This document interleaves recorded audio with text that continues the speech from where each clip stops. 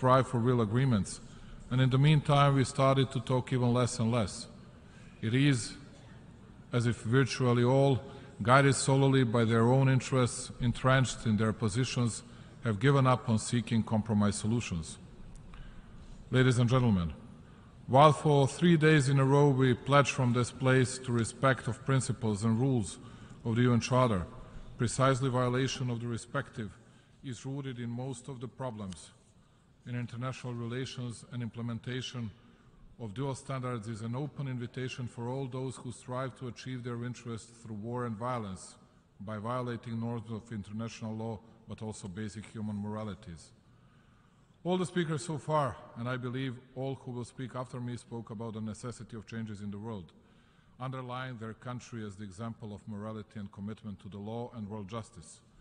Today, I will not speak a lot in superlative about my country, about the growth of salaries and pensions, hundreds of kilometers of constructed highways and railroads, newly built hospitals and schools, science technology parks, the Artificial Intelligence Institute, because it is a natural thing that I protect its interests and that I love it more than anything in the world.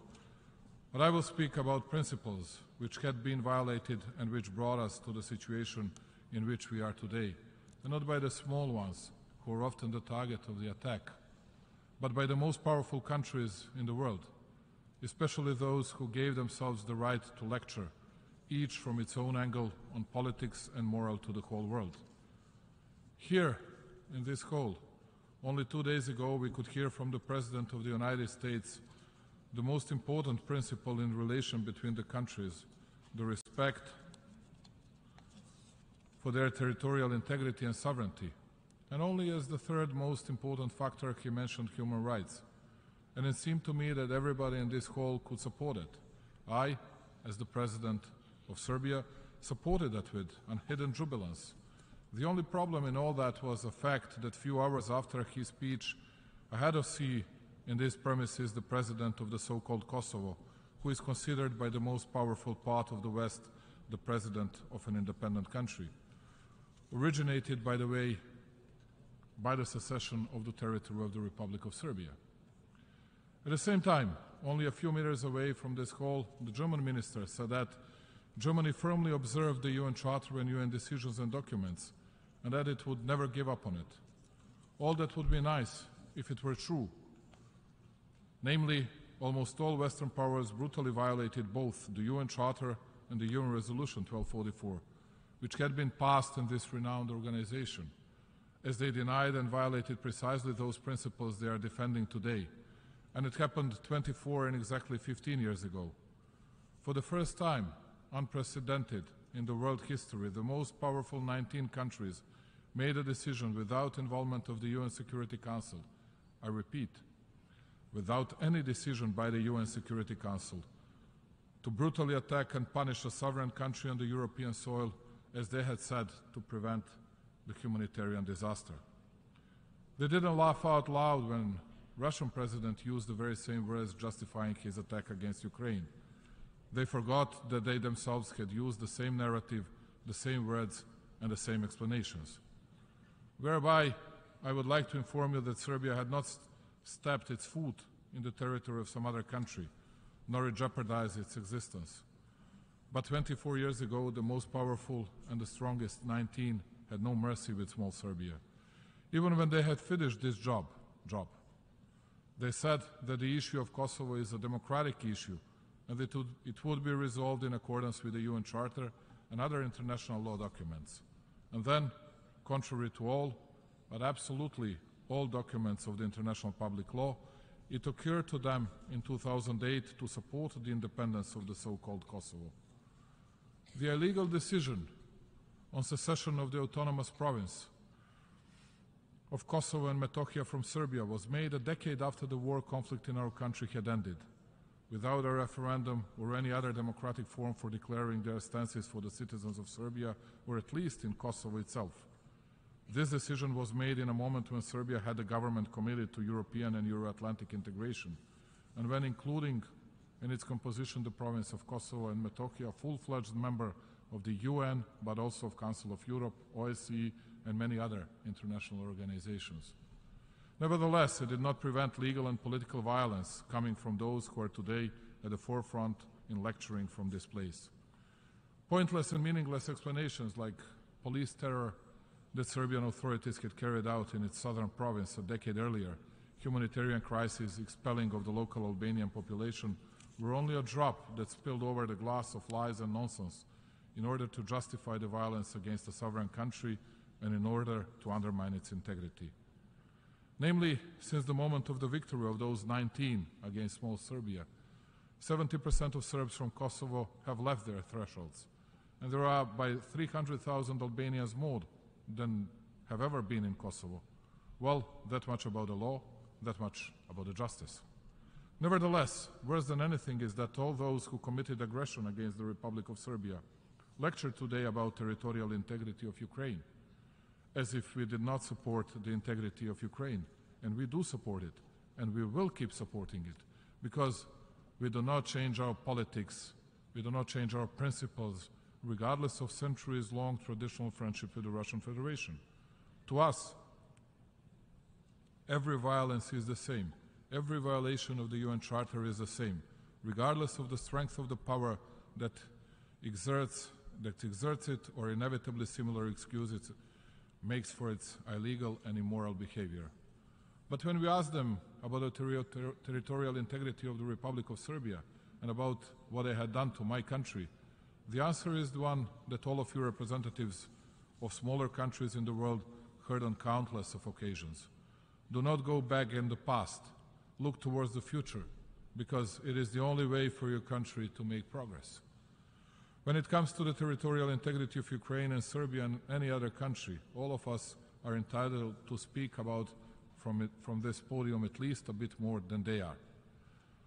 I'm the president of Serbia in my second presidential term. On countless of occasions, I was under different political pressures, and I'm a political veteran.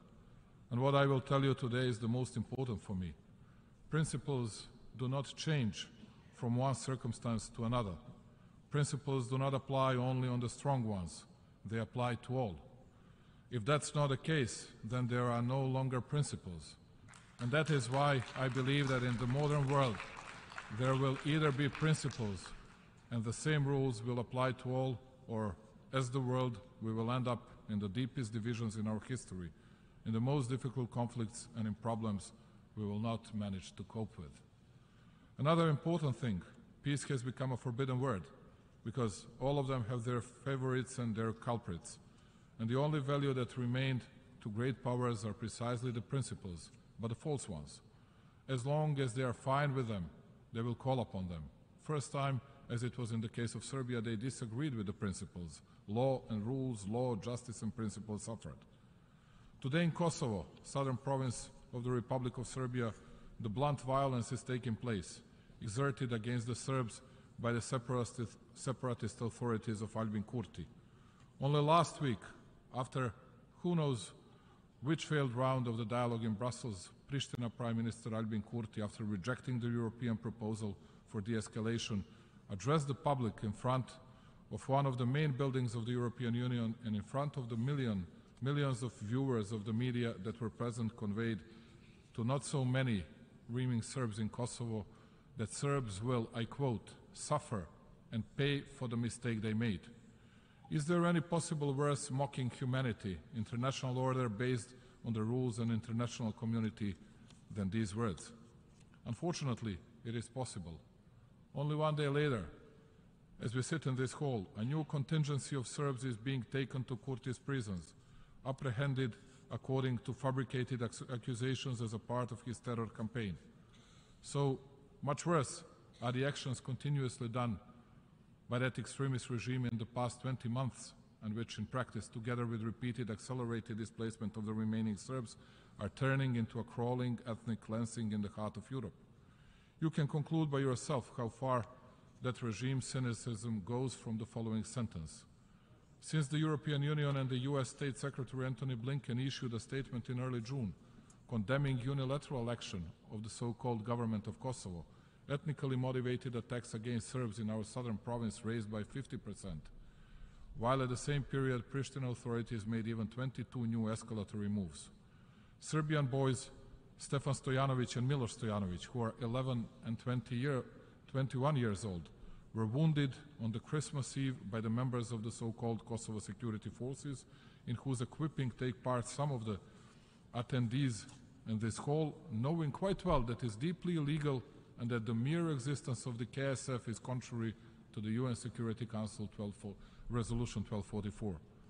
7 innocent civilians were shot by the representatives of the so-called Kosovo institutions. Disruption of supplying of hospitals, election voting bans only for Serbs, entire economic blockade for Serbian goods, attacks against churches, graveyards, schools are a part of the sad daily life of my people in this part of our territory, parted by the violent secession contrary to the UN Charter. And you wouldn't believe it, even though there is not a single wounded Albanian, not a single apprehended or injured Albanian, guess what? It is the fault, always, of both sides. Unlike 1999, when Belgrade and other cities in my country were bombed, leaving the bloody track from several thousand dead civilians and soldiers, in scenes that pretty much resemble those that we unfortunately see today in different parts of the world, when an obvious terror, which they themselves say reminds of what happened to Albanians, happens against Serbs, there is no humanitarian disaster, there is no call for action, there is nothing. They are only words, they are only worried now, shrugging their shoulders, but if they have to make any decisions, it will always be, as they put, at the fault of both sides. And in such a world, I believe that one small Serbia, by raising its voice and fighting for universal values of principles and inviolability of internationally recognized borders, territorial integrity, sovereignty, and political independence, gives the example of the fight for the right, the one that was abolished here, even in this building, and protects the principles the world should be made of, with its not such a big strength, but with its paramount decisiveness and courage. We did not change the principles for the purpose of daily politics and our own needs. And just like we preserve the integrity of Serbia, we defend the integrity of each UN member state. It is only a bit sad that all the big ones who are not interested in the law and justice call upon different principles in different circumstances, the principles they find the most suitable at that particular moment. When one follows such politics, when there is no morality in the world politics, then it is clear that we are about to enter the era of big divisions and big conflicts, and not only political and economic, but military ones as well. And precisely in this difficult situation, the UN is the last substantial platform that brings us all together, regardless of all our differences and divisions. I believe that the commitment to peace and development, the desire to resolve disputes through dialogue, to find common ways to end human suffering and to ensure a more prosperous and stable future are precisely what unites us. That is why we extend full support to all important reform processes of the UN organization itself, including the initiatives of the UN Secretary General. For preservation of global peace, and so that we all do not disappear in a Darwinist conflict led by great powers, it is necessary to join our forces, just like 78 years ago in common fight for international order based on the UN Charter. Ladies and gentlemen, respecting the UN Charter is not a choice, it is an obligation. After all, like I have already said by mentioning some names, this is what we had the opportunity to hear during the previous presentations of most of my colleagues while talking, among other issues, about a topic that is still dominant in all forums, the conflict in Ukraine. I will agree with them when it comes to the necessity of respecting the territorial integrity and sovereignty of Ukraine, which the Republic of Serbia has been consistently showing from the beginning. We have been making such appeals continuously for decades, but with a significant difference. Serbia supports the territorial integrity and sovereignty of all United Nations member states. I repeat, all member states. Therefore, it is hard for me to understand how some are still not acting in a consistent manner when it comes to the need to respect the territorial integrity of Serbia, and how they fail to understand that the selective application of principles leads to pronounced divisions, a lack of solidarity, and mutual understanding. However, I want to thank wholeheartedly to the global majority, significantly more than one-half of the UN member states in our example supports the UN Charter, and they do not support the violent partition of my country. I'm glad that for the majority of UN member states, double standards are out of the question. We are deeply grateful to all of you who selflessly support our efforts to preserve territorial integrity, thus demonstrating your commitment to the UN Charter. By safekeeping your borders today, you safekeep your borders and you preserve peace. On your behalf, as well as on our behalf, we will continue year after year to underline that defending the principles is the same as defending the freedom, independence, and peace. It often seems to us that the discussion with Prishtina's government is more like a monologue than the dialogue, because it is hard to explain why after more than 10 years after the signing of the Brussels Agreement and taken obligation, the community of Serb majority municipalities has not been formed. The Republic of Serbia, its government, and all the institutions are working in their full capacity on preservation of the dialogue with the Pristina under the EU auspices. It is our task. The dialogue is possible only in case that all of us, including also the European facilitators, adhere firmly to what had been agreed. Misbalance by which Serbia has to make concessions all the time is not leading towards the solution, quite the contrary. It often seems to us that the discussion with Prishtina's government is more like a monologue than the dialogue, because it is hard to explain why, after 10 years after the signing of the Brussels Agreement and taken obligations, that community of Serb majority municipalities has not been formed. Like I have already said at the beginning of my speech, Serbia is on its European path, ready to change, reform itself, and to make progress. Today, Serbia has very good cooperation with the United States of America in almost all areas, and we believe that our relations will only be better in the future. At the same time, Serbia will cherish its big and traditional friendships in all continents, while being proud of its good relations with all the nations and countries in Africa, Asia, and Latin America. We do not divide people by the color of their skin or their religious affiliation. That is why our relations with the People's Republic of China, Republic of Korea, Japan, many Arab and other Muslim countries are at the highest historical level. We don't cut our important and historical ties with Russian Federation as well. Believing that the dialogue is the only way for finding the compromise solution, Serbia remains committed to this process in the aim of providing peaceful coexistence of Serbs and Albanians. Peace and stability of the region have no alternative. It is with that belief that we approach to all discussions facilitated by the EU. As many of you maybe know, different interpretations of history are the cause of many disagreements and open issues, not only in our region. I believe in future, and I believe that by using joint efforts, we still have the capacity and ability to try to overcome differences and focus on what connects us, care for well-being of our nations. We want to build bridges, not walls. We need to look towards the future. We need to move forward, to use every chance for economic growth, connectivity, and exchange of ideas. Today we have common toll collection from Belgrade almost to the Adriatic Sea, and soon we'll have it to the Aegean Sea. We open borders in the Balkans, we open labor market and enable free flow of people, goods and capital. Precisely this was the guiding star and initiator of the Open Balkan Initiative, which has given concrete results so far and strengthened regional ownership of the processes of the economic connectivity of the region. The Open Balkan improved also the political atmosphere. We have such approach to all our neighbors, and our key interest is to preserve stability in the region and turn towards as intensive cooperation as possible in all areas. These processes are certainly an inseparable part of our strivings to become a full-fledged member of the European Union, which is at some time one of the key priorities of our foreign policy. Precisely this was the guiding star and initiative of the Open Balkan Initiative, and it gave us concrete results. And we have such approach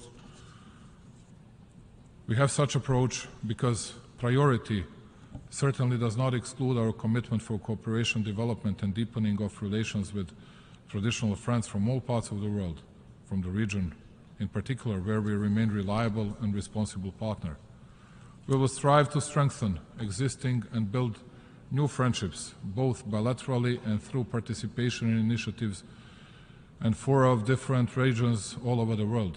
The latest confirmation that the geographic distance should not be a barrier for cooperation is recent accession of the Republic of Serbia to the Treaty of Amity and Cooperation in Southeast Asia (TAC). Additionally, we are proud for being given a unique opportunity that the spirit of friendship I speak about is to be felt in Belgrade, which will host the specialized exhibition Expo 2027. We are grateful to all those who supported us and had faith in us. Thank you, dear friends. Ladies and gentlemen, after long negotiations with a lot of optimism, the 2030 Agenda Plan of Action for People, Planet and Prosperity was adopted in this room, by which we pledged that no one will be left behind. Halfway to the set deadline for meeting the goals of the agenda, there is still a glimpse of hope that we will be able to fulfill given promise. Although there are many reasons for concern, even beside the progress that was made in certain areas, unfortunately we are still facing the basic existential problems like poverty, hunger and inequality. Serbia puts maximum efforts in order to secure a stable and safe future, initiating at the same time policies based on sustainable development goals. Among some of the results so far are the following: developing instruments for involving principles that no one is left behind into our legislative and strategic documents, as well as participation in global initiatives and their implementation at national levels in areas of sustainable food systems, transformation of education systems, and urban development. We have lived to see the fourth industrial revolution and new technologies as a development opportunity that we must not miss, and that is why we continue with investment into infrastructure, economic reforms, and creation of better business environment. Digitalization and education are among our key priorities. The necessity of finding new sources of growth has also been recognized. That is why our future activities are focused on innovation, research and development, and creative industry. Serbia is the first country in the Southeast Europe region that joined the Global Partnership on Artificial Intelligence and adopted development strategy in this area back in 2019. Bio4 campus is being built. It is a unique multidisciplinary complex for research and development in natural science, which should become one of the key bioeconomic hubs in Europe. We firmly believe that knowledge and science play one of the key roles in accelerating activities towards implementation of the 2030 Agenda. Therefore, I am proud that at the proposal of the Republic of Serbia and like-minded countries, the ANGA adopted a resolution declaring the period from 2024 to 2033 the International Decade of Science for Sustainable Development. We do all this for future generations. I believe that involvement of the young ones into the implementation of the 2030 Agenda is an important prerequisite for its success, because beyond any doubt, the young ones are the most important development engine of every society. Excellencies, I believe that we are all aware that there is no development without peace. Just like Nelson Mandela said, peace is the greatest weapon for development that any person can have. We must believe in that and work together on it. Conditio sine qua non is, first and foremost, conversation, to listen and to try to hear and understand each other. There is no alternative to peace. Finally, I want to take this opportunity to invite the representatives of all UN member states to take part in World Exhibition Expo 2027 in Belgrade, Serbia's capital, a cosmopolitan metropolis with 2 million inhabitants, is your home, and we extend the welcoming hand for participation in the freest and most diverse international exhibition so far. Come to Belgrade to celebrate the humanity together. Now I know that I spoke much longer than I was asked to do, but I have to say that I gave the same right to me as those big powers gave it to themselves. Thank you very much for listening to me.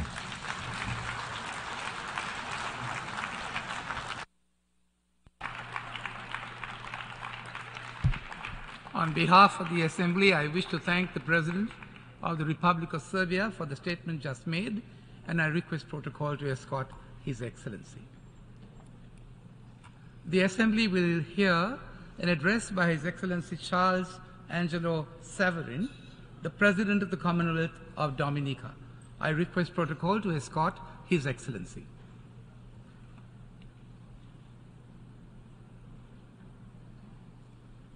On behalf